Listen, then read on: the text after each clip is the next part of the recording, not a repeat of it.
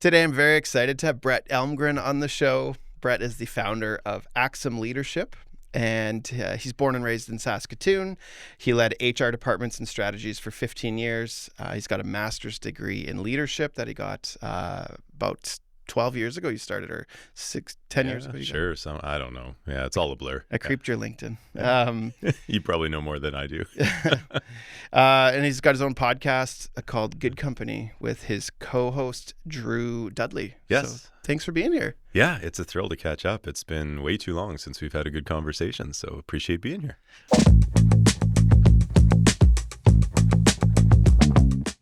Yeah, I'm very excited to have you here. I think leadership as an entrepreneur is like a skill I've had to learn, sort of been forced into. Yeah. And then I assume probably even some of your clients' organizations, it's a similar thing, like very competent people, very expert on their, whatever their job is. Yeah. And then they get put in charge of people, and then, those skills were probably not part of the training or experience. So yeah, no, and it still happens, right? Like we think we've maybe moved on sometimes from this concept of you promote people based off of technical ability and then push them into leadership positions. But I always like to say leadership is a profession in its own right, and it is so different in terms of what actually drives success in leadership than it does in technical and operating work. And yet we still kind of old habits die hard. And so, yeah, you'd be surprised in the corporate world versus entrepreneurial world. It's very similar. Like we just kind of shove people into the deep end. They make a bunch of mistakes and then we're surprised. And then that's when my phone rings a lot of the time. So, yeah. What kind of happened or motivated you to so you have a degree from the U of S. Yep. And then you got your master's degree in leadership, I think it was 2014 you started. Yeah, that sounds right. What kind of motivated you to want to go back and add that on to your experience or your skills? Yeah. Beyond credentials, sorry. Yeah. Because it does look good on your resume. Well, it was a bit credential, but more so I have a little bit of an edge to people in this line of work, or maybe I'll use an example of people who call themselves coaches. Well, first off, I didn't intend to work in HR. I had a whole different vision for my career and kind of fell into that work. So my formal education wasn't in human resources and certainly wasn't in leadership. But then I found myself doing that work. And I've had this edge between striking this balance between I don't like when people don't have actual grounded competence and validity in the thing that they specialize in.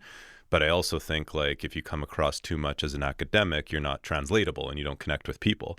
So for me, it was a little bit of if I'm loving this work, which I was, and I want to make this my life's work, then I should actually have some grounded competence in it. And so I wanted to know the academics and the theory and study it.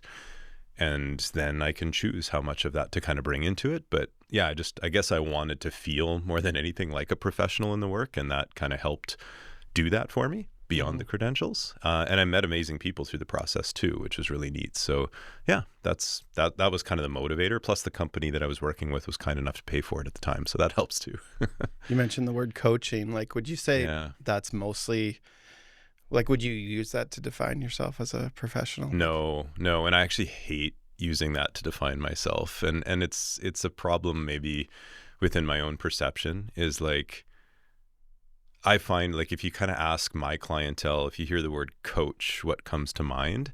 And a lot of them have this vision of life coaching and mindset life. Yeah.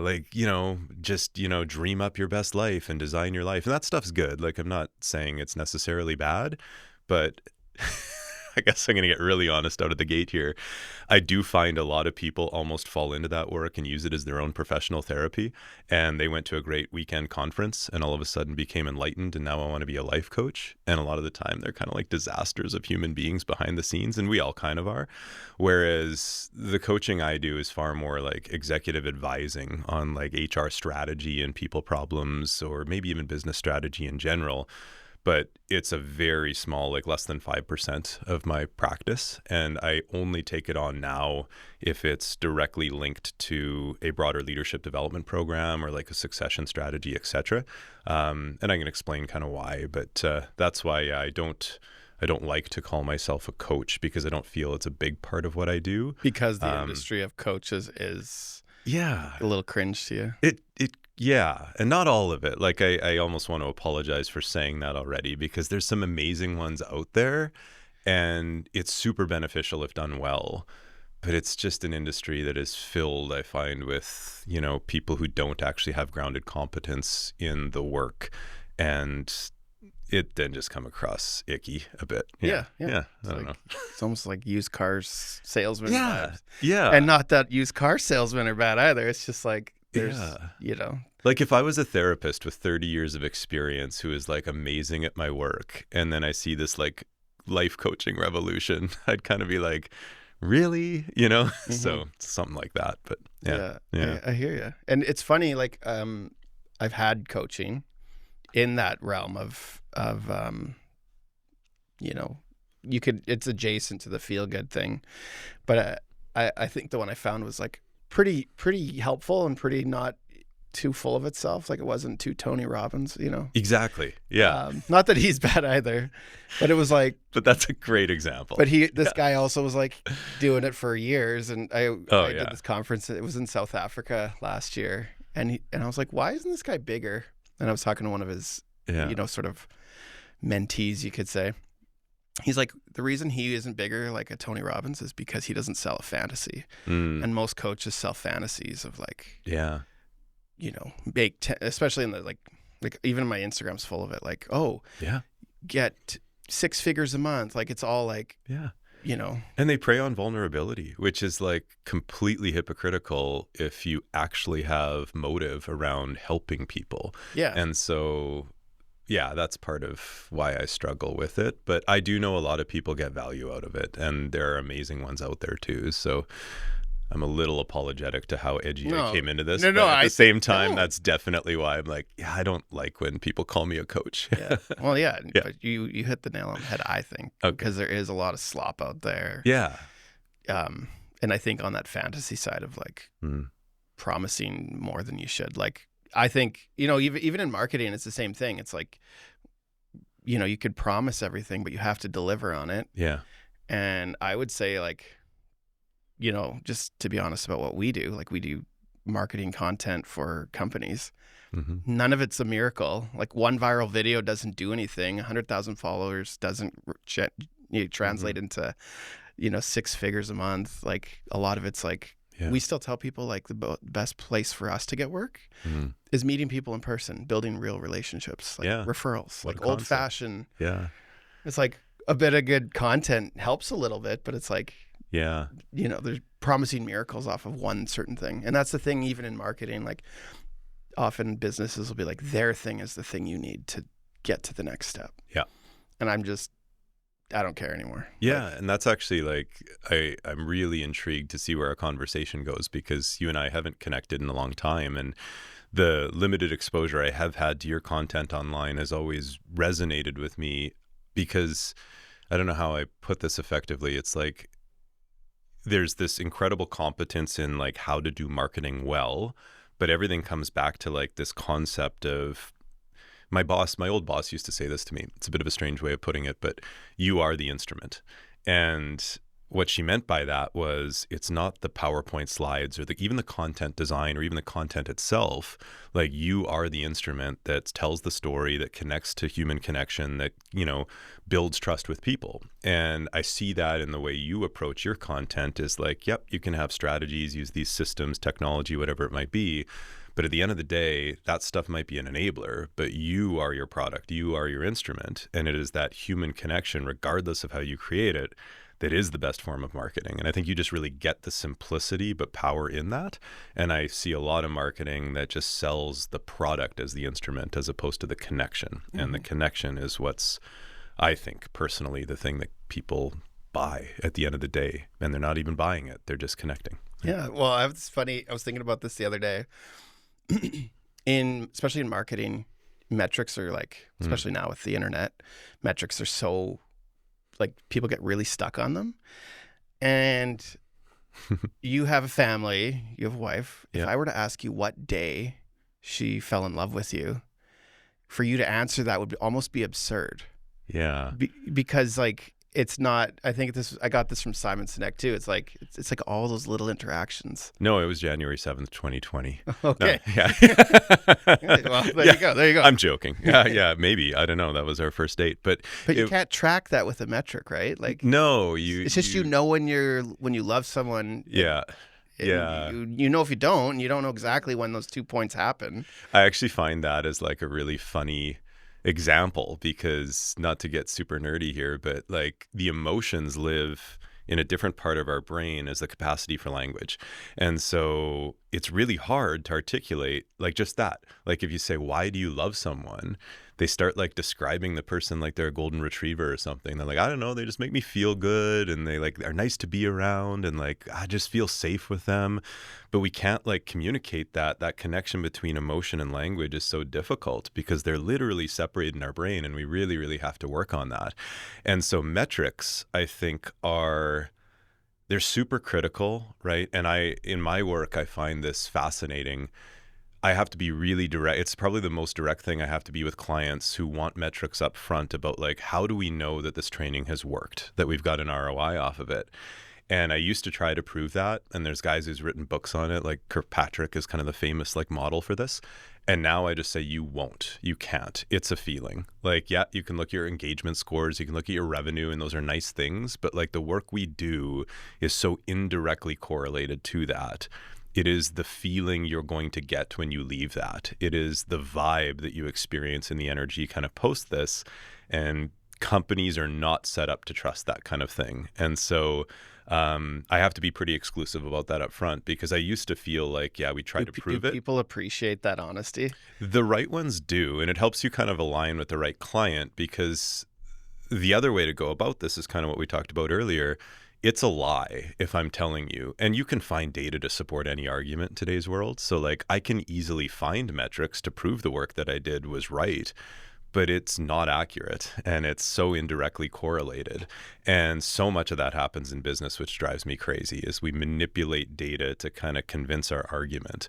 And it's just a waste of time to me. And so like I want to work with people that truly believe this work matters, and they feel as if it matters, and then we don't have to waste time building spreadsheets or PowerPoint slides to prove that it worked. And busy work. I've never seen data I can trust that suggests leadership development actually has an ROI, but I know that it does. Mm-hmm. And that's a bit of a, I think, refreshing approach, but a lot of clients still absolutely want that, and for good reason. They have to justify the expense and budget, and they got boards to report to and all of that stuff. But you probably have some suggested... I'm not for them if that's what they need. You probably have some suggested things you could watch for if things are off the rails. Like I assume employee retention would be one. Yeah. Again, that would be, well, how do you measure it if people stay for a long time? Or, we talked before we started the podcast about unions. Oh, yeah. But it's like, maybe a really high paying job with a union. Yeah. You could sit there and suffer for a longer time as an employee. Yeah.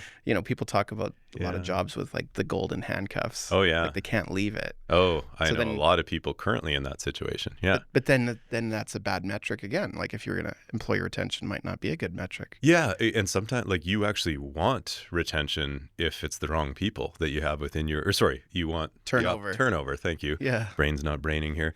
Yeah, no, that's exactly right. And so everything has nuance to it. But yeah, that said, like I will use diagnostics with intact teams or leaders. Like there's certain assessment tools that I think are more valid than others, where we can establish a benchmark and then we can evaluate over time our perception of behavior or performance related to those benchmarks. So those things I think are good inputs, but it's not like at the end of the day we lose the plot. It's like, wow, we moved our engagement score by 15% higher since working with you. That's cool. But are people highly accountable? Are the performance metrics improving along with that? Are safety scores better? Or whatever the thing you care about most. Just because engagement's higher, you might be now running a country club, and you're not actually driving organizational performance too. So yeah, it's an input. But anyway, yeah, that's how I feel about metrics. Back to the what are some red flags? Like I assume at the end of the day, most organizations want to be more productive. Like they literally like even me as a business, like I want to pay my bills, I want to pay my team. Like good wages too, like to keep them, to make it a rewarding job. And like that, like the revenue at the end of the day is like almost like the most important key metric. I like try not to get away from that. But anyway, red flags, like how do you kind of know when things are off messed the rails? up? Yeah. Yeah. I mean, my work is more in the people and culture space, and most of my clients are kind of larger corporate clients.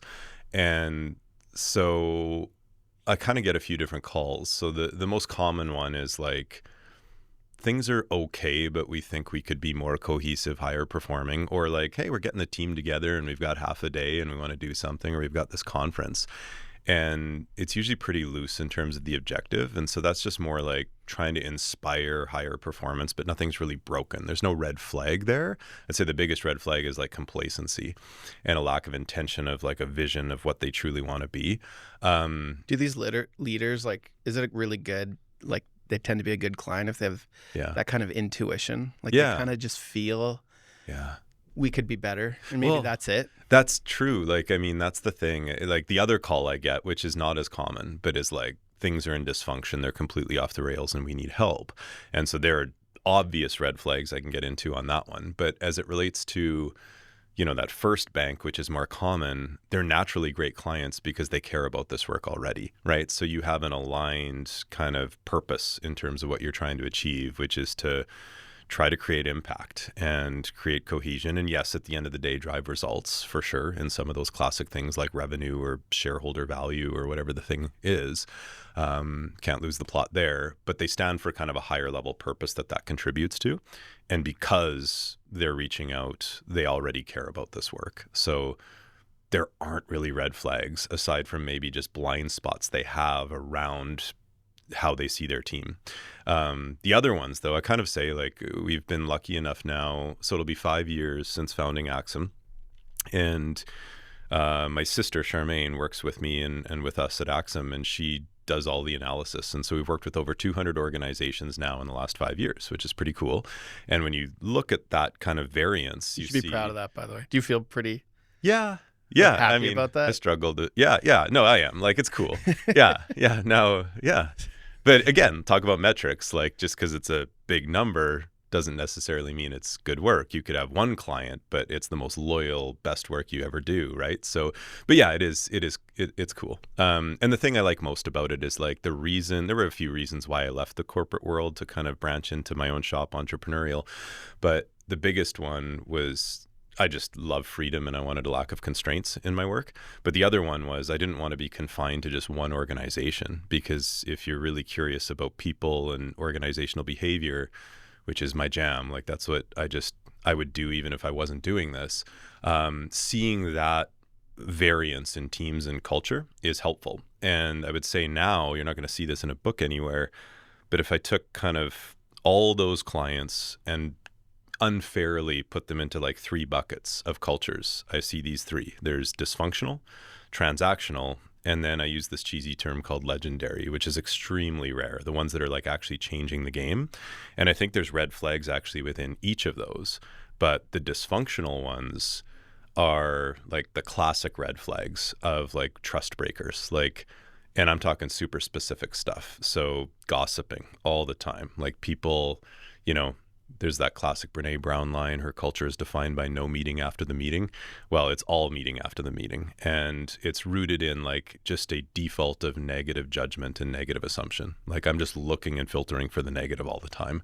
And when you're constantly going through the world, just, you know, shitting on your coworkers and talking bad about them behind their back and then looking for those things to kind of just feel more justified in your own behavior, you have slipped into dysfunction. And we really need to work on level setting on kind of the classic behaviors of trust to kind of get things back. So I would say if you pinpointed it down to one biggest red flag of am I in dysfunction, it is how kind are our generous assumptions, like on that scale. And if we're very negative on our default reactions or assumptions, that's the biggest red flag for our culture. Like like you have a team meeting, no matter what the manager says. Yeah. It's all bad. It's just bad. Yeah. Yeah. And you see that in relationships too, right? Like if you're just going through your life, just waiting for someone to say something you can be offended by, like you are the problem and you've slipped into dysfunction. That's red flag number 1. Yeah. I read this book called John Gottman. He does this marriage. Yeah. Have you heard of him? Oh, I love the Gottman Institute. In fact, my wife and I have kind of jokingly talked about they have their island for like couples retreats and things like that, which like I probably would have just laughed so hard about this years ago. But I'm like, that sounds like kind of the coolest vacation ever. Like they're the OGs of relationships. Yeah, absolutely. Well, in that book, I can't remember what it's called. I think it's like, there was a part of it called the Four Horsemen, which are like, if you have these things, these are like coming for you and your marriage is doomed almost. Yeah. But one of them was contempt. That's the worst one. And you know what you're describing, that meeting after the meeting, or just ready to shut down whatever's said. Like that's for sure contempt. And I find. I mean, I actually have a question. Like, how do you like what's the same with like leaders and being part of a family? Like, what are the parallels between like parenting, being a spouse, and being a a manager, leader, executive, whatever? Like, Oh, I think it's just relationships, right, at the end of the day. And so like the things you learn in one domain or the other are always applicable across, I find. And do you find good managers are typically good parents and vice versa? Well, I do think that's another conversation, the difference between management and leadership. But if I'm looking at that from like, do leaders make good parents? I haven't really ever thought about that. I want to say yes. Like, I think the good ones absolutely have transferable skills, because like what makes leaders great in a context of like a corporate world, at the highest level, it's really three things. I think it's like vision, alignment, and execution. Like being able to be like super purpose driven about something you're trying to achieve at a higher level, then being able to communicate that in a super effective way to get people aligned and inspired toward it, and then executing and actually just like grit to be able to pull it off. How does that relate to relationships? I'm thinking about this in real time. It's probably not exactly the same thing, but you're talking about like, do we have shared values of a life we're trying to build together? That would be the vision part. Are we bringing each other along for the ride? And so we're doing this collaboratively and together. It's not just my vision, it's our vision. And like we're inspiring each other toward creating this life that we want. And then the execution is probably the most critical part of it, which is just like, yeah, life throws you curveballs. And it's like the old Mike Tyson, everyone has a plan until they get punched in the face. Well, your relationships are going to punch you in the face a lot. Hopefully not actually. That's a different problem. So yeah, but so then how do you break through that and have like the relentless grit to never give up and still take constructive feedback and all of that? So yeah, I guess my long-winded answer is there would be transferability there. Yeah. I was told a good parent, if you think of it like a matrix, there's support and no, like one axis is support, no support, and then the other axis is like demand and no demand. Yes, and they were we got talking a 2x2 here. I love a 2x2. And they were talking about good parenting is not over supporting your child and having no demands or expectations. Yeah. Or vice versa. If you're really hard on a child and just high expectations but no support, it has the same problem. And then obviously neither of each is. You're just ignoring the person. But like the best parenting is like supporting and challenging the kid, and I imagine leadership is the same. You just nailed the exact 2x2 that I use all the time, and I recommend it with teams. It's just different lingo. What's your axis? What do you label them as? Well, it's not mine actually. So Dr. Amy Edmondson coined the term psychological safety, which is like all the buzz term in like my world of work these days. It's super trendy and we get it wrong a lot of the time, but it's defined as an environment that's safe for interpersonal risk taking.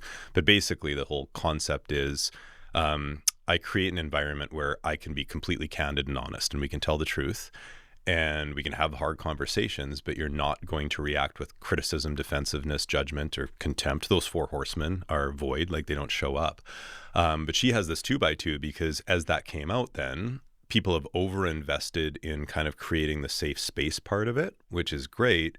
But they forget the other dimension on that, which is you use demand, performance accountability, and expectation. So she has psych safety on the one side and then performance expectations on the other. And just like yours, it's the same thing. There's these four zones. So low and low is apathy, and teams just go out of business if they stay there. So that's basically irrelevant. But the other two that are not optimal are comfort zone, which is if all you do is provide support or psych safety, but you don't actually expect or demand anything, you've created a comfort zone. And we like to think that's a nice thing to do, but you're robbing that person of their development like a child, you know. As a leader and entrepreneur, that is tend to where I'm trying That's to avoid. where you live. I have this problem where I like try to like protect my team from Yeah. too much pressure, but I've found Yeah. a little bit of pressure is actually really powerful creatively. Yes. It's so, And it robbed my team from like getting the wins I get. Like when I do a good job for a client and they like give a great Google review or just say that was amazing. By not having that part of it, they weren't able to get that. And Yeah. Plus, like the other thing too is even though it's the comfort zone, there's a lot of conflict that happens there when you have a larger team because high performers especially want to be pushed. They want to be stretched. They want to be surrounded by other A players. And when like the byproduct of comfort too long is complacency, and they hate that. Like that's like kryptonite to your top performers. And so what happens when you have a group of people that have grown comfortable with complacency, which a lot of people do, paired with high performers that are super pissed off that like we're just playing on easy mode all the time, they start creating conflict with each other. And that's where that dysfunction starts to slip in. And so I always kind of say with teams, comfort zone is super helpful if you work organized in a series of sprints. Like you have to go there to recharge the batteries, but you have to know that you're intentionally doing it, and you have to put a very firm time limit on it and then turn that dial back up. And that's where you move into that next zone. The other zone, though, that we dealt with way too much in corporate history over the decades, which is still happening to a lot of people, is the anxiety zone. So that's the high demand, low support, and you're just walking on eggshells all day long, just scared to make a mistake. And that's the leader that, you know, drives great results but leaves a trail of blood behind them. And that still does exist. It's kind of going extinct, but a lot of people live there. And so we have to be careful with that. And obviously we want to be as high and high. To put like a basic quote on it, Walt Disney, I think, once said, it's kind of fun to do the impossible.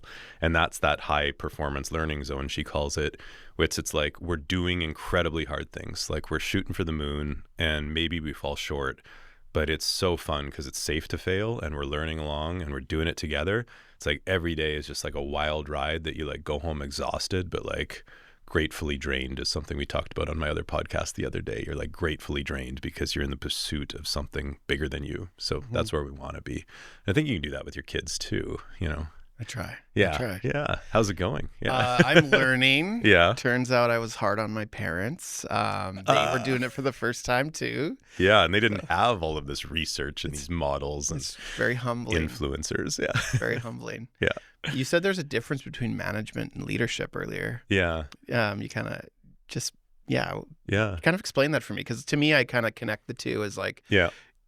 I mean, you could be a bad leader and a manager, but you're still a leader, whether you're good or bad. But tell me about that difference. Yeah, I think the classic way is like it's the art and the science, and you do need both, by the way. I actually think we've maybe overcorrected to invest in leadership and underinvested now in management.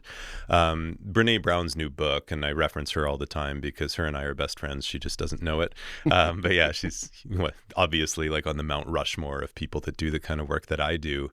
I was a nerdy fanboy. Like some people want to go see their like favorite band or something. I wanted to see Brene Brown. So last year I went and saw her speak, and I showed up 2 hours early, sat in the front row, and just, I would be waved like an idiot. Yeah, I would be the same. And she looked at me, I swear. Anyway, but she released her latest book on my birthday, which I think was a very nice gift, and that was clearly intentional. But in her latest book, you know it. Clearly. I mean, you know, it's just, I see all these subtle hints that she really cares. But anyway, I keep forgetting the source of this, which is too bad, but she used so this is not her term, but this one management consultant or something said like leadership management, what it's really all about is both plumbing and poetry. And to me, that's the, science and the art is like the poetry part of leadership is what's our purpose? What's that vision we're striving for? how am I guided by my individual values? How do those connect in with the values? It's character, right? Like it's character. But the management part of it is the plumbing, which is like, do we have effective ways of executing our work? Do we have good systems? Do we have good technology? Are we organized and structured properly? Do we have good accountability metrics? Like all of those things need to be in place as well. And that's the competence kind of part of the work. So to me, leadership is the character, poetry, art, and management is the systems, structure, science, and plumbing. And great leaders in kind of the broader sense have both of those things. Do you hit on both of those when you're doing Kind your of. work? I suck at the plumbing stuff. So like I'm way biased by the poetry piece of it, and that's kind of my jam. I am learning, and this is actually where it's been such a gift to get some exposure to more entrepreneurs and startup culture, which you just don't get. Like there's all these differences and similarities, but between like big corporate environments, which is my background, and like scrappy startup entrepreneurial mindsets. And so when I first got exposed to like EOS or entrepreneurial operating system, no big company, because it's not, do you know what EOS is? No, have you heard first of it? time heard. Okay, so this guy like Gino Wickham, he wrote this book called Traction, and this is kind of cool because like he was a serial entrepreneur, super successful, and he basically just like developed his own management system for effectively executing work, and he called it Entrepreneurial Operating System, EOS. And it's now like the Bible for most kind of like tech startups. And it's a super detailed kind of system for operating. And you can hire local implementers that are like certified in the EOS methodology. But it's designed for companies that are like 10 people to like 150 people. So like smaller organizations by comparison to who I work with. I knew nothing about it until I started working with some clients that used it. And then as I consumed it, I was like, every big client I know should be using something like this, because he just wrote the book based off of his lived practical experience of success. It's not founded in any academic research at all. It's just like, this is common sense. And it is. And so, yeah, like it's things like that that I wish I had access to back in my corporate life. You'll have these massive consulting firms like the Bains or McKinseys or EYs of the world that try to Those are my favorite meme pages on Instagram, by the way. Making fun of McKinsey. Yeah, which is low-hanging fruit. I'm not in that world, but I like. Oh yeah, it's the whole slide deck joke. It was always. Oh my god. Like I don't even see that side of corporate Canada, but it's like you could not even imagine though, like if somebody sat me down before I spent almost 20 years internally working with these big companies, and just said like, these are the two skills that you're going to need more than anything to be successful. One is getting there faster in terms of how quickly you can get your point across, and the other is building really great PowerPoint slides, because like the amount of time even high level people have to build PowerPoint slides to articulate, or Excel spreadsheets, like that's 90% of the jobs of those big firms, and it's hilarious. Anyway, I don't know where I was going with that, but the main point is like the management side of it is not something I've ever done well. It's also not really aligned with my motivations, and it's a means to an end. But I think entrepreneurs actually are way better at implementing management systems than big organizations are. And yet the perception is these big corporate organizations have that stuff figured out, and they don't. And so anyway, I think it's a bit of a misunderstanding on both. What's some other differences between like that entrepreneur founder versus career CEO or executive? Like, you know, like let's say you've only worked in the corporate world. Yeah. What do you see the biggest difference in mindset or values or the speed? Approach? Like I think that one, yeah, like going from corporate to entrepreneur, it's been a gift in a lot of ways, because like my favorite thing about it, and I do wish like everybody who chooses a life in kind of an organization for most of their career, it's kind of like everyone should be a server, like just to experience like how to treat people with kindness and dignity and all of that.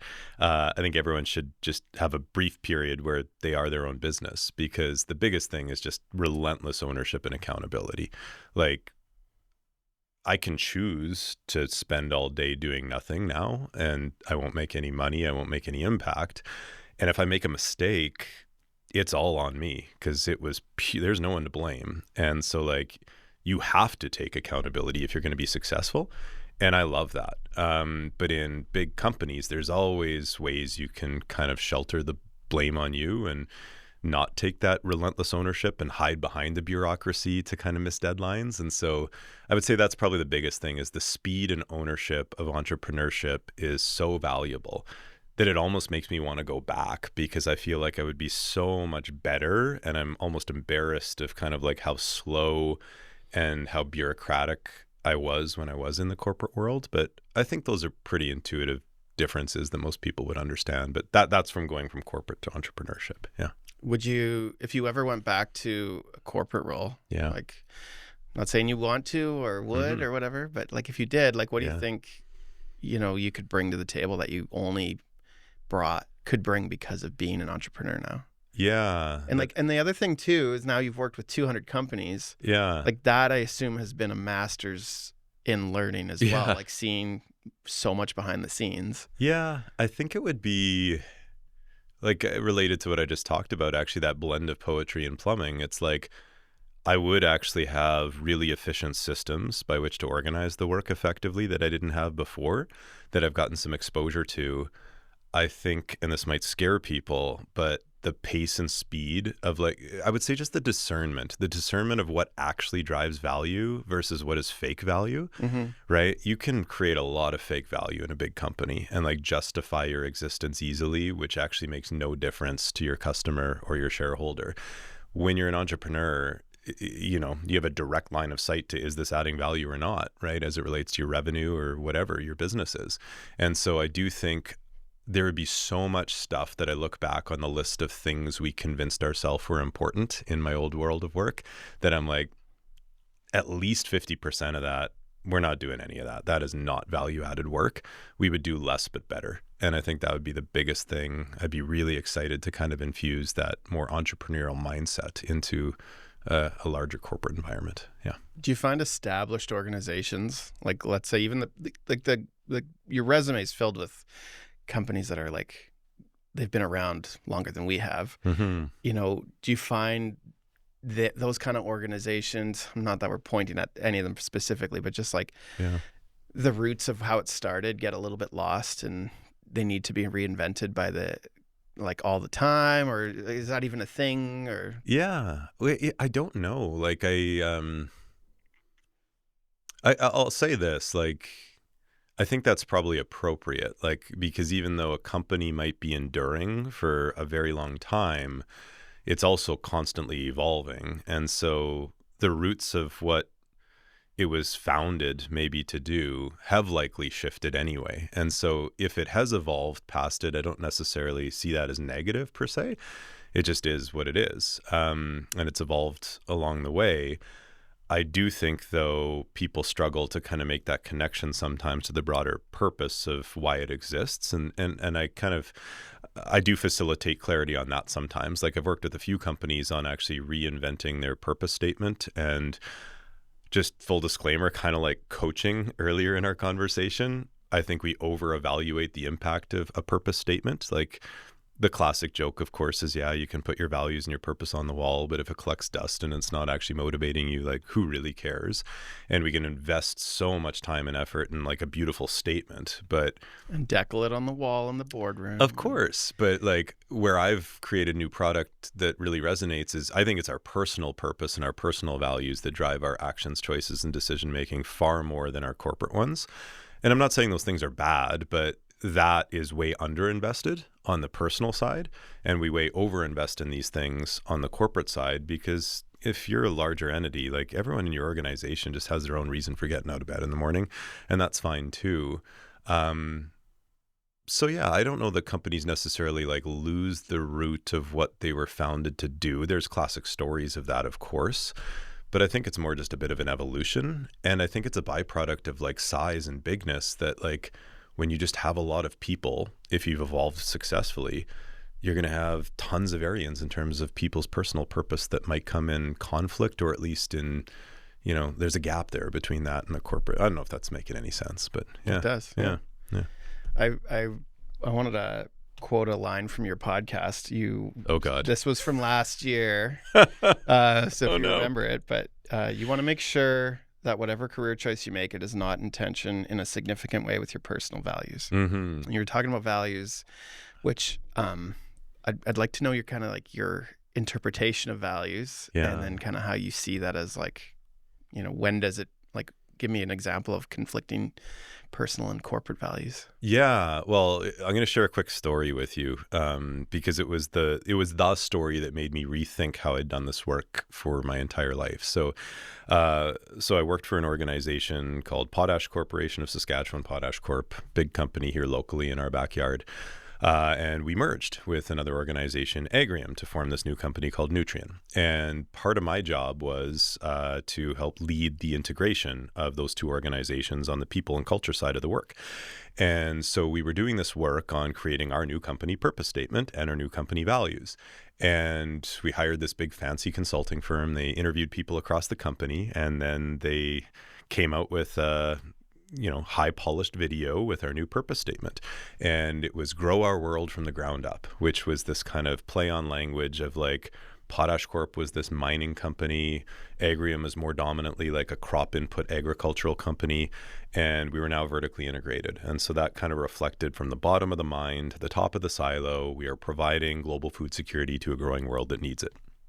So anyway, the video reflected that. And it's kind of, you've seen these videos, maybe you've made some of them, but it was that classic kind of like nice music playing in the background with big shots of agriculture and like everyone just looking like it is the most well-bathed farmers you've ever seen in your life in farmers' fields, standing with iPads and like modern technology and like, looking at the field. Exactly. Looking at the field and everything looks just wonderful and it's a perfect day. You got to have a shot with the farmer touching the grain like there Russell was Crowe from multiple from Gladiator. Oh yeah, which is kind of hilarious because isn't that when he was dying? But yeah, he was walking to his wife or something in a memory. Exactly. Elysium. Yeah, you got it. That video right there. The amount of times I've gotten that shot though. Oh yeah, it's iconic, just stunning. Yeah, you have to have it, right? I mean, it's part of the job description. Anyway, so we play that, and the idea here of my team is to facilitate storytelling. I'm a huge believer in the impact of storytelling. And we came up with a strategy of how do we get people connected to these new company values and the new purpose statement of the company. And so let's go to the different parts of the business and show the video, introduce the purpose and values, and ask people if they're willing to share a story of how they feel personally connected to this purpose. And so I go to the first mine site and I'm sitting in the potash mine with the senior leadership team and I play the video. And then I ask anyone willing to share a story of how they feel a sense of connection to the purpose.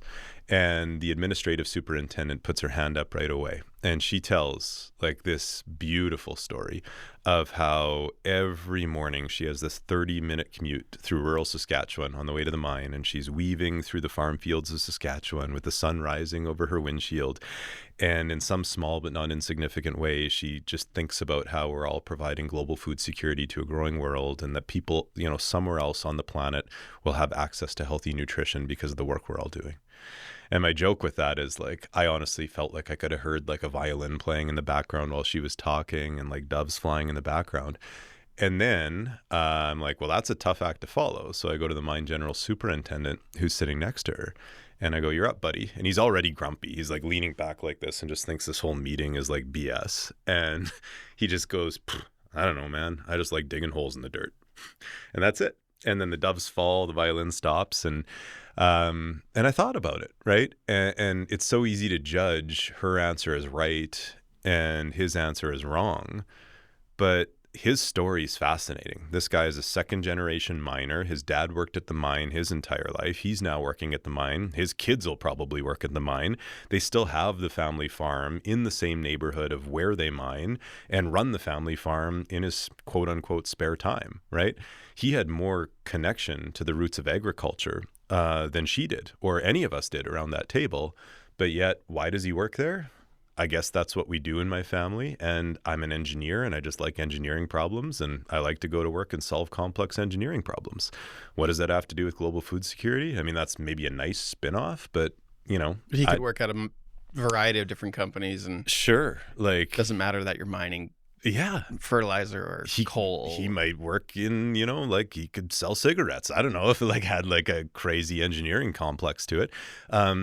And it was in that moment that I was just like, I've been doing this work wrong my whole life. I've been trying to like inspire people, where the fancy word I'll often use is assimilate people to this like shared culture, when what we ought to do is reflect that each person has their own personal values and personal purpose, which they probably don't even know because we're complicated and it's hard to find clarity on those things. But that's what's actually driving their motivations. Yeah, sure. Yeah, get it. Yeah, they will help you on those things. Hey, for the small price of $5,000 and a weekend away. I thought it was $20,000. Well, yeah, USD. But you will make six figures within 6 months. Yeah, but at the end of it, though, like that's where I started to think what we ought to do now is integrate, like facilitate clarity for people on their personal purpose and personal values, not in a cheesy way, a real way, and then connect those into something collective that we share in our organizations. And I think the starting place, the birthplace of leadership, what I always do is that value clarity for people. I facilitate that because, to make it tangible, if you're ever like, anyone listening is like, I really don't like my boss, or I'm struggling with my company, or I want to quit, or like things are in dysfunction, my coworkers suck, whatever, you're in one of those bad corporate situations. At the heart of that is some tension between your personal values and the reality of what you're experiencing within there. And at least if we know where that tension exists, we can maybe heal it or make a choice with a boundary to exit or do something different.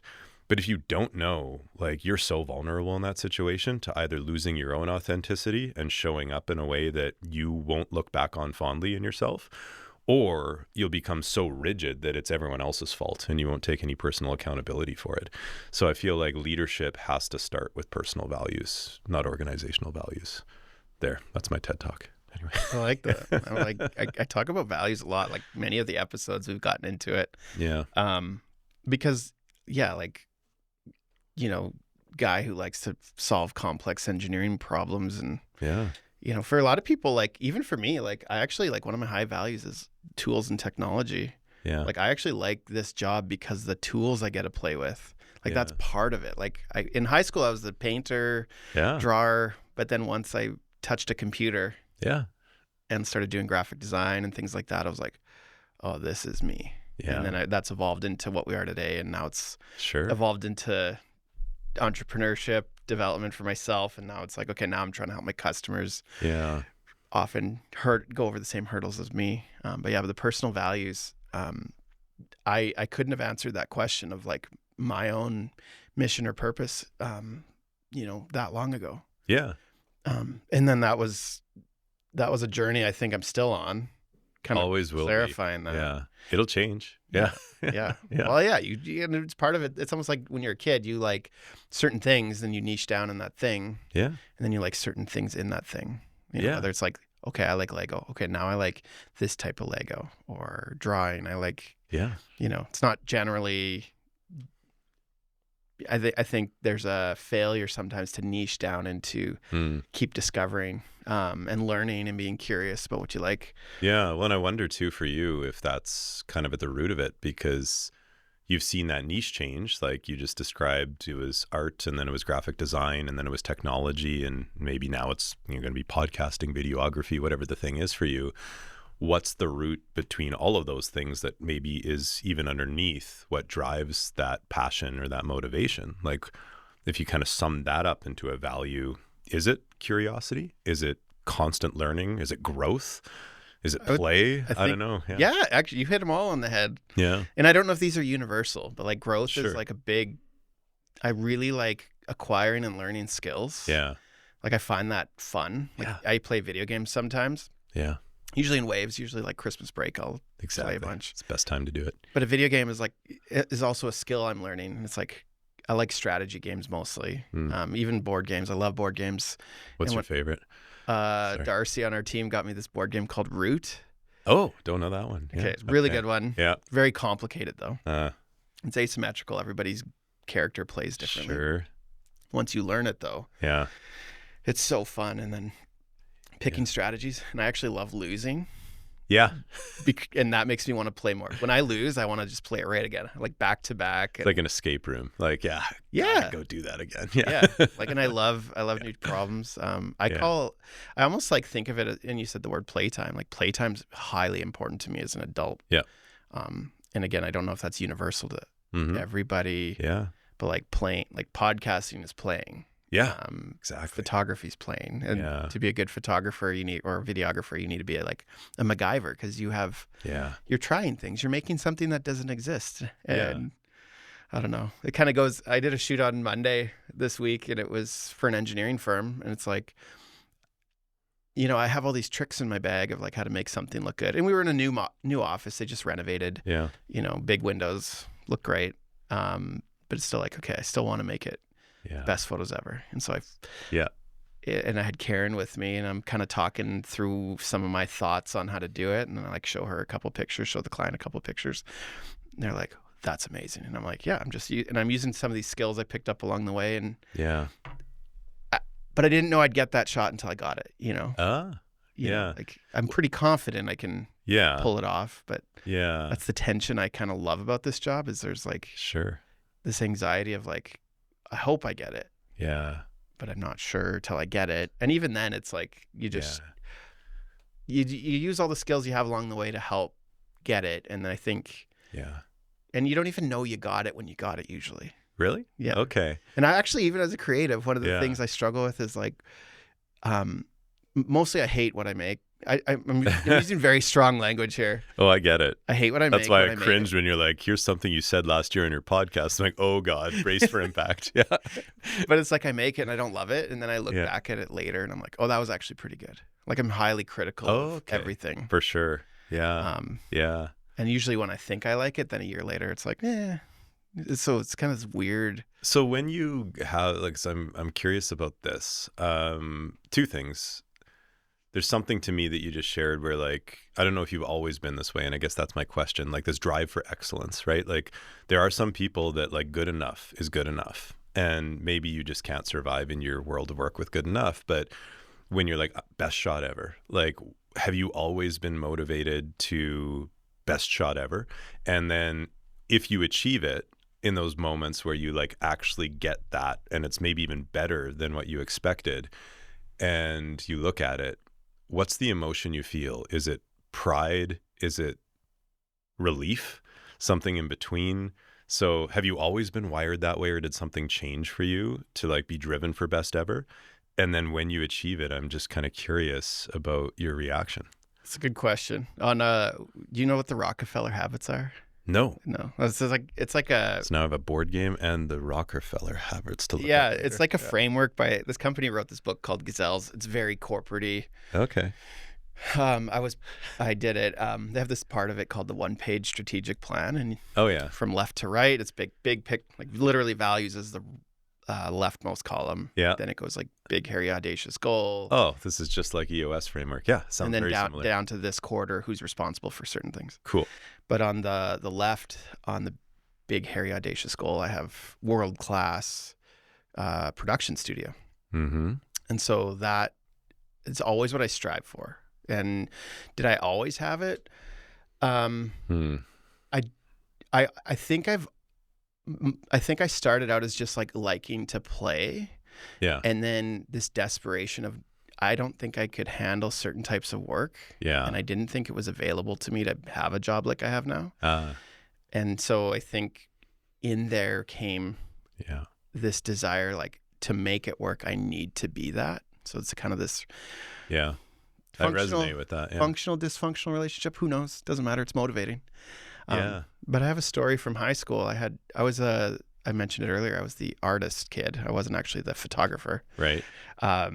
And I had a teacher, and in art, you can kind of be like, it's never done. The work's never done.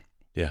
And he's like, eventually you have to say it's done. Like, you have to put a finish line on it because of that problem in art. Sure. And he said throughout the semester, you could have one project you want laid on. Like, you could basically wait till the end of the semester to finish it. Changed, by the way, with kids.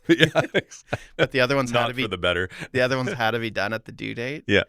And that kind of stuck with me. Yeah. as like, okay, you need to wrap You need a things up. finish line. And then that kind of like those little parts are part of my philosophy on like what we're doing. Yeah. You need to Yeah. cross the finish line. Plus, like if we didn't, we would never get paid. Yeah. But there's like a pickiness we have too. Sure. It's like, if we see something even a client might not notice, we'll still do it. Yeah. And then we also have to hand it over eventually. So we also built into our delivery system. Yeah. We always say, this is considered final. If you have any tweaks or changes, let us know. Like, because them they're paying for it. We think it's just part of customer service to give them the last say. Yeah. But yeah, that striving for it.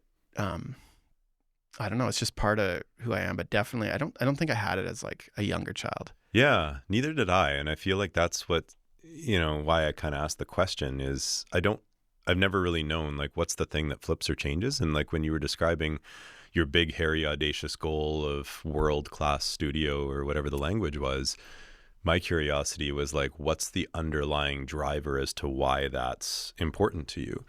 And you said people like solving complex problems. Yeah.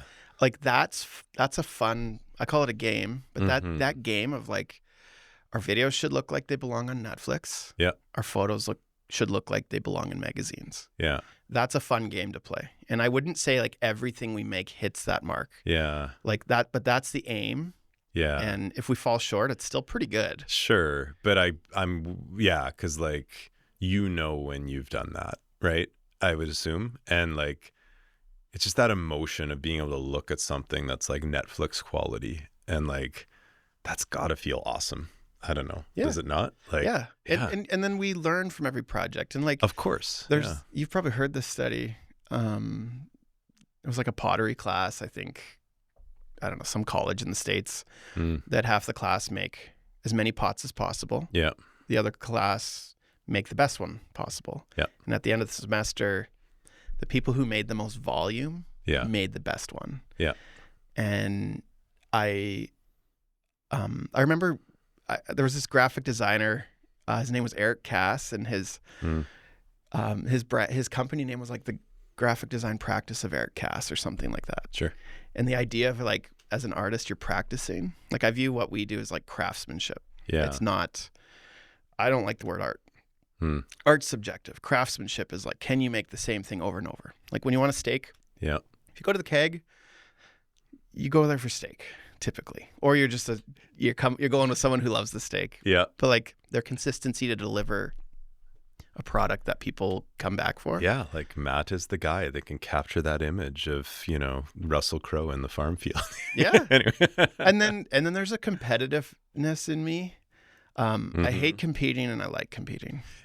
That's what I was curious about, is how competitive you are, and maybe not in the traditional sense, but yeah. Yeah. That one's hard emotionally for me too, because like it's not, comparativeness is like really kills me. Yeah. So there's this part I have to protect myself. Like I'm very careful on Instagram. I don't go down the deep end with my competitors. Yeah. Actually, before we were recording, I was talking to you about like making sure my business is something I like to work at. Yeah. I think that has also motivated like, the work we do and the things we try to do, be really protective that I like doing it. Yes. So that and then hire people who have similar values of like aesthetics are a value of mine, like what it looks like. So my team, I can tell this is beautiful. Thank you. This is real. This is going to be too big soon. I have a brick wall in my office, and most people think it's fake because everyone has like their fake backgrounds. And so I like that you touched it so we can see it move, because that's what I will do. I will literally turn around and smack the wall because I'm like, this is a real brick wall. I paid for this. Yeah. But yeah. So anyway so making it something I like, and then learning what I like. Yeah. I would say those have all really served me as an entrepreneur, as a person. Yeah. I find I show up at home. What was the phrase you used? Gladfully exhausted? Gratefully drained. Gratefully drained. Yeah. Like after a big shoot day. Yeah. Like I come home and I'm like definitely like drained. Especially now I haven't shot like in the summer, we shoot like 4 out of 5 days. But I shot on Monday. I'm on my feet, concrete all day. I don't sit down. Yeah. I go and I'm holding a camera. It's only a few pounds, but it's like moving lights around. I was like, I hurt myself napping the other day. We're getting to that age now. Like, good luck. Yeah, you slept wrong and you got to go to the chiropractor. Oh God, it's terrible. Yeah. Anyway, but yeah, no, that's cool. Like, I find that competitive nature too, like, can look very different because, like Simon Sinek, you mentioned him earlier. He wrote a lesser known book of his called The Infinite Game, and I like that book because he talks about there are two ways to kind of look at business. One, you're in competition with your competition, like that's the traditional way, and your strategy is to like crush them and win. The other way, which is the infinite game, you never have a finish line. There's danger in that though, so I have a bit of a critique of the book, but the whole point is you're just a player in this, and your competition are other players. And if you truly stand for a high level purpose, then at the end of the day, it's actually good there are multiple players because you're all serving something bigger than you. And he tells this hilarious story in the book. I think it's kind of funny. Maybe it's like small h hilarious, but he's talking about how he went and keynoted at both Microsoft and Apple within like a month of each other, back when they were like competing with each other for the iPod, or Microsoft was coming out with the Zune. I remember that. Do you remember the Zune? Yeah. You might be one of the few people that actually remember the Zune. By the way, for your audience, Matt and I met at the artist formerly known as Future Shop back in a previous life. So yeah, good times. I saw James yesterday, actually. Oh, wow. These people. Hey. Yeah. Okay. He's still alive. Last night, good. Our kids are both in swimming lessons. Oh, no way. Yeah. Fascinating. So anyway, but he goes on and he said it was really interesting because he went to Microsoft first. And the entire weekend, he spent the time with their executive team. He talked and he learned about the culture, and he observed the conference. And he said for the entire time, all they talked about was beating Apple. Every conversation was kind of rooted in this purpose of beating Apple to market, better product, technology, etc. But everything was about competing with Apple. He then went to Apple a month later, and they didn't use the word Microsoft once. It was all about, he actually was talking, I think, at an education conference for them, but it was like, how do we leverage technology to drive education for the planet? And nobody remembers the Zune except for maybe you and our Future Shop buddies. Everyone remembers the iPod. And the point is, are you driven by purpose? And are you relentlessly competitive in the pursuit of excellence towards being the best at your purpose? Or are you just trying to win against your competition? And I think that's a different form of competitiveness, one that you have to be a little bit cautious of. Last point, though, something I have never figured out is, to your point, like having to force a finish line on it, like with art. Like, what's that line in The Social Network when he's like, fashion is never done? And he's like, you, Mark Zuckerberg, are talking about fashion. But it's like, if there is no finish line, can you ever actually feel that sense of like pride, achievement, etc.? Like, there's got to be some kind of like, Drew talked about this once, the best place ever to witness human behavior is the finish line of a marathon, because you see people talk about gratefully drained. Like, they have just exhausted everything out of them and they basically collapse in joy, and they've got nothing left, and you don't have to accept anything more from you now for the rest of the day because you have given it all. And if you have no finish line, you never get that feeling either. So you got to be careful there too. I actually find that a huge struggle as a business owner. Yeah. Because as a business, it's infinite finish lines. Exactly. And like how it, like, let's say I have the big, hairy, audacious goal with how world do you class. ever know? World class keeps moving. Hard to define. I put a financial number there, adjusted for inflation. Yeah. It's not even, that's not even inspiring to me anyway. Like, the world class is inspiring. Yeah. Well, that's interesting because, like, I think you can relate that to happiness. There's this concept of the hedonic treadmill. You can set a finish line, but then once you achieve it, you just push it further. It's like sales metrics in companies too. It's like, well, you were able to achieve that, so now you can achieve this. Or you're losing weight. Oh, I lost that much. Now you got to lose this, or whatever the thing is. We as humans just push the finish line further. And then if joy or satisfaction, or in this case, success in business, is always on the other side of achievement, you will never actually experience it because you're just going to keep pushing the finish line. But at the same time, you know, the paradox of that to me that nobody talks about is like, but if you don't have a finish line, then you're never finished. And can you ever be satisfied as well? Because like, you're just in this like ambiguity. And I guess that's where those mindfulness coaches that I, bashed earlier could maybe come and help us all out. So, yeah. You talked about organizational psychology. Hmm. I think I found that on your LinkedIn. Yeah, what does that mean? Yeah. This is a little bit on the corporate side, but yeah, talk to me about like building teams. Hmm.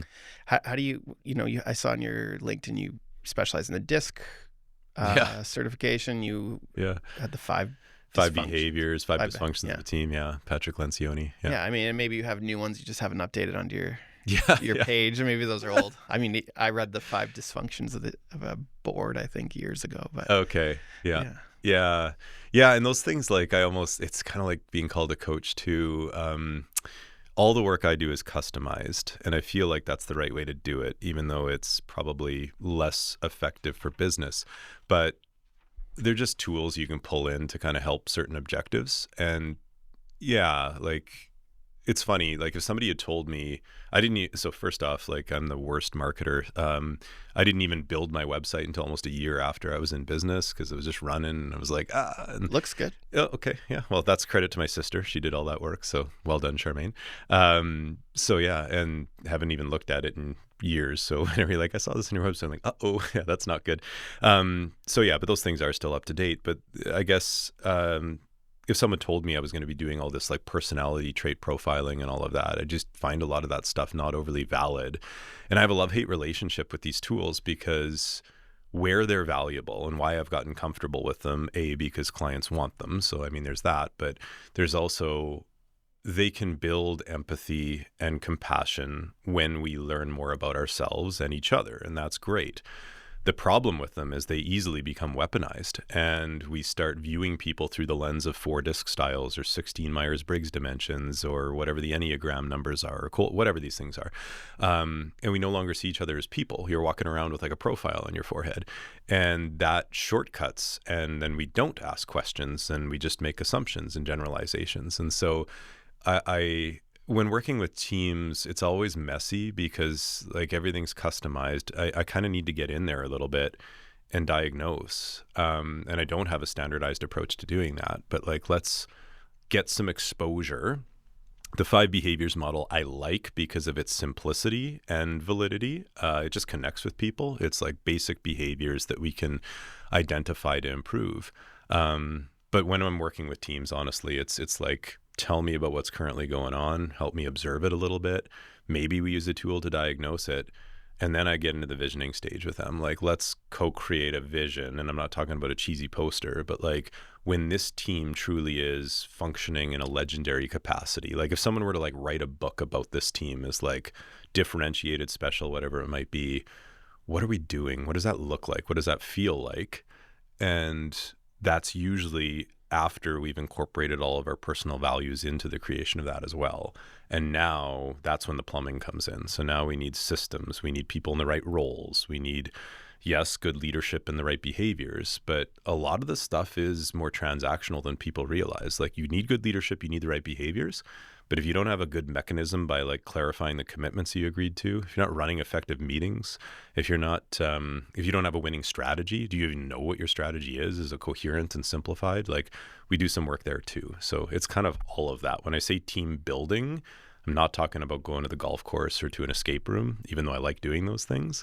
It's about getting into the mess of like aligning people and culture with an effective strategy. That's really at the heart of it. I was talking to someone, and they were saying anyone who can just like say very clearly how to like has a framework that just works for everything or whatever. Yeah. Usually don't have it all figured out. Yeah. And then real experts, messy. They'll get asked a question, and like you're like, well, can you help me? And it's like, well, it depends. Like, you need to go find out what's going on. Like, yeah, like no approach.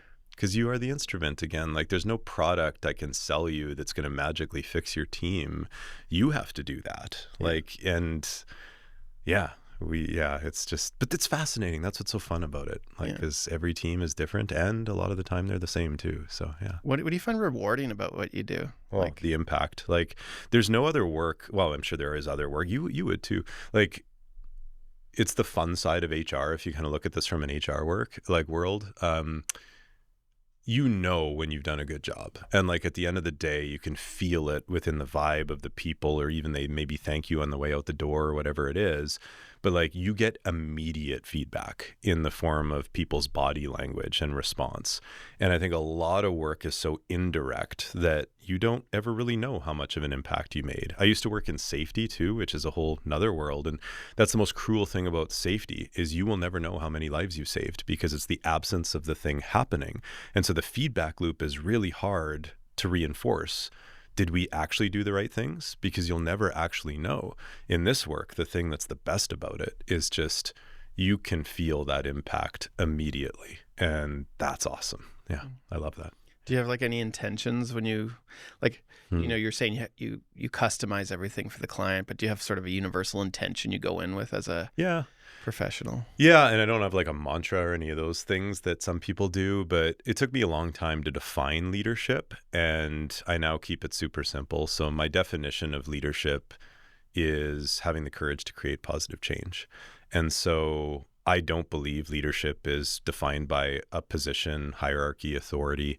It's just, and I'd love to share a story here if we have time, but we have time. Okay. We have time. But like, that to me is the thing. It's like, if somebody, regardless of what position they're in, feels empowered to make a situation better, help a person become better, their community better, a podcast studio beautiful, whatever. It's just like, I have the courage, meaning I'm not going to shy away from the opportunity to, you know, impact, which is the outcome, something positive. And that's the positive change. And so if I can help people feel a sense of empowerment to do that, that's my finish line. Yeah. Now the story, because you can say that, and that's where I just love the conduit of storytelling. Can I share the story of like where I think it is the one simplest definition or demonstration of leadership I've ever seen? Yeah, absolutely. Okay. Yeah. Comes from Disney again, and it's years ago. So they've since changed this. It's too bad because it was like over 10 years ago, they had a mission statement that was 4 words: to make people happy. That was why they existed. And they trained everybody, like every job description in Disney had that at the top of it. And they had 66,000 cast members or something at the time. And they run these programs, and they still do, called Disney's Approach to Guest Service. And I got a chance to go to this training, like probably now 15 years ago. And they taught me this approach that they have to Disney's approach to guest service. And they talked about like, who are the most important people to support our purpose, our mission. And they talked about the street sweepers. So have you been to Disney before? Couple times. Okay. So the street sweepers, they're the people that wear like white coveralls and they walk around cleaning the park. They are still there, and they have the most daily interactions with the guests every day because they're out there and people are just asking them questions while they're cleaning up and cleaning the park. And their job is to make people happy. And so they said, well, we bring these people together every year, and we know there's no such thing as a stupid question, but these people get asked some pretty stupid questions. And so let's not like shy away and ignore that we get stupid questions. Let's just talk about them and what the opportunities are within them. And so they joked and said one of the common questions that they received that they classified as a stupid question is some variation of what time is the 3:00 parade. I remember. I've heard. Yeah. Have you heard me say this before? No, I think I've heard this. You've heard this story before? Maybe, yeah. Yeah. But anyway, yeah. So this is a classic thing they talk about in Disney guest service. And so, yeah, then they went on to kind of say like, okay, you know, all of that. And if you think about it, like there's a very, like the answer is 3:00. And so if you walk up stressed, not realizing what you're saying and say, what time is the 3:00 parade? And a street sweeper looks at you and it's like, well, 3:00. How do you feel? Stupid. Yeah. And you probably deserve to. But like, you know, the mission is to make people happy. They had an interaction with me and they left feeling stupid, kind of the opposite. I thought that was all too good to be true, and my nature of skepticism was kicking in. So a couple years later, I'm at a Disney theme park and got my little girls there, and I'm like, I got to test this to see if this is actually how it works. And so I tried to keep a straight face, and I run up to the street sweeper at like 9 a.m, and I'm like, hey, sorry to bother you, but just a really quick question. What time is the 3:00 parade? And this to me was the single greatest demonstration of leadership I've ever seen. And you knew you were asking this. I knew it. I was like doing it as a test. Yeah. Okay. And this is what this guy said. He kind of like laughed and goes, oh, you must mean what time does a 3:00 parade come past this part of the park right here? Oh, well, it's about 3:12 by the time the first float will arrive. But if I could make a recommendation, make sure you get here no later than 2:40 because this entire area is going to fill right up. You're not going to get a view. And if I could make one more recommendation, I'd encourage you to stand on that side of the street over there, because the floats come out this way and then they pass right by in front of you. And you're going to actually get a chance to see them twice. It's the best view in the park. And I see your little daughter there. She's drinking some lemonade already. She might have to go to the washroom. So there's actually a bathroom about 50 yards kind of behind that. A lot of guests don't know about it. And so if you have to kind of quickly sneak away, you can duck back there and come back and hopefully not miss too much of the show. And then he gets down on one knee and he looks at my daughter and goes, "What's, if you don't mind, who's your favorite Disney character?" It's like, "Dumbo." "Oh, Dumbo's the 12th float in the parade. He comes by right around 3:27. So if you are going to go to the washroom, make sure it's not during that time, because I would hate for you to miss your favorite character. And let's just hope he can give you a little bit of a wave." And he winks at her. I'm now the smartest person in the world for asking the world's stupidest question. What's the difference? It's having the courage to create positive change. Like, that guy in that moment just decided, with this interaction, how can I maximize the positive impact with it? And my favorite part of that story is, I don't know, but I don't think he was a supervisor. He certainly wasn't the CEO of Disney. It's not Walt Disney. He probably had no formal people leadership authority in his job title, but that's leadership. And if you can inspire people within any limited interaction, and the cool thing about that is, like, that's the only time we're ever going to see each other in each other's lives, was that question. But like, I'm still thinking about that, and I will forever. And that's the impact that he made on us, right? Based off of just how he chose to show up. To me, that's leadership. I love it. Yeah. I like that story. I like your, I like the, I wouldn't call it courage, but just the curiosity you shared to go test it out and see it. Because it's the skepticism, right? Everyone like shares these, like, it's the same thing. That's a great story. Is that actually true? Yeah. Fun fact, we were back at Disney a couple years ago, and I chickened out. I was going to do it again, and I didn't. So I guess my courage has dropped over the years. However, not the parade, the fireworks were about to start, and it was getting messy and busy. And literally one of the street sweepers made my daughter cry because he yelled so hard at her for like accidentally stepping in the way where they were putting a rope out. And it was like the total opposite experience. Now, it's easy from like a marketing perspective to like bastardize Disney for that. One person, bad moment, bad interaction, but it shows you the difference, right? Mm-hmm. And maybe, the next street sweeper over still would have had the response like the first guy. Who knows? But like, boy, that can make or break your company's reaction just based on people's willingness to demonstrate that brand of leadership or not, right? Mm-hmm. Yeah. And at the end of the day, these are just people too. Just people like us. We have bad days. Yeah. I think people hold these, especially in the cancel culture. It's like sometimes people just need to give a little grace. I remember I went to West Africa for a NGO trip. I was a photographer, and I remember this experience. We had a driver, and his name was Martin, and people were, they had one traffic light in the whole country. We were in the Gambia, surrounded by Senegal, and, just different culture. People drive different, behave different. Of course. And like something that I think he got cut off or something. No, they were trying to get the van fixed, and it was just like, yeah, soon. But like, what does that mean? We don't know. Yeah. And I was like, why don't you go talk to him? Like, get this figured out. Like, yeah. Thinking he was kind of viewing him as weak. And then he was like, it's just nice to be nice.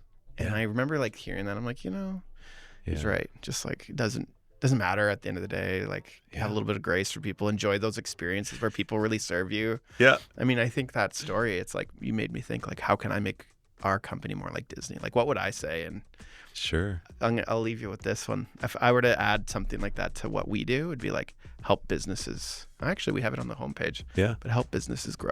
Yeah. That'd be the goal. That'd be how I'd know if we won. So. Okay. Brett, thank you so much for being here. If you want to find Brett Elmgren, you can find him on LinkedIn. Yeah. And his website is axumleadership.com.